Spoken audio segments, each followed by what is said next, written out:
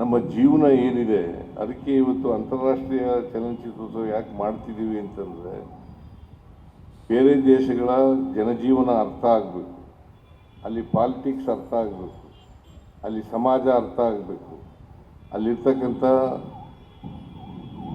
ಪುರುಷರು ಮಹಿಳೆಯರು ಇವ್ರು ಇರ್ತಕ್ಕಂಥ ಅಸಮಾನತೆ ಅಥವಾ ಸಮಾನತೆ ಇರ್ತಕ್ಕಂಥದ್ದನ್ನು ಅರ್ಥ ಮಾಡ್ಕೊಳ್ತಕ್ಕಂಥದ್ದು ಅತ್ಯಂತ ಅವಶ್ಯ ಅಂತಕ್ಕಂಥ ಮಾತುಗಳನ್ನು ಈ ಸಂದರ್ಭದಲ್ಲಿ ಹೇಳಲಿಕ್ಕೆ ಬಯಸ್ತಾ ಇದ್ದೇನೆ. ಅದಕ್ಕೆ ನಾವು ಈ ಬೇರೆ ದೇಶದಲ್ಲಿರ್ತಕ್ಕಂಥ ಜೀವನ, ಅಲ್ಲಿರ್ತಕ್ಕಂಥ ಸಮಾಜದಲ್ಲಿರ್ತಕ್ಕಂಥ ಅಸಮಾನತೆ ಅಥವಾ ಸಮಾನತೆ ಇದನ್ನು ನಾವು ಅರ್ಥ ಮಾಡ್ಕೋಬೇಕಾಗ್ತದೆ. ಅದಕ್ಕೋಸ್ಕರ ಇದು ಒಂದು ಸುವರ್ಣಾವಕಾಶ. ಈ ಸುವರ್ಣಾವಕಾಶವನ್ನು ಬಳಸ್ಕೊಂಡು ನಾವು ಸಮಾಜದಲ್ಲಿ ಬದಲಾವಣೆಯನ್ನು ತರ್ತಕ್ಕಂಥ ಕೆಲಸವನ್ನು ಮಾಡಬೇಕು.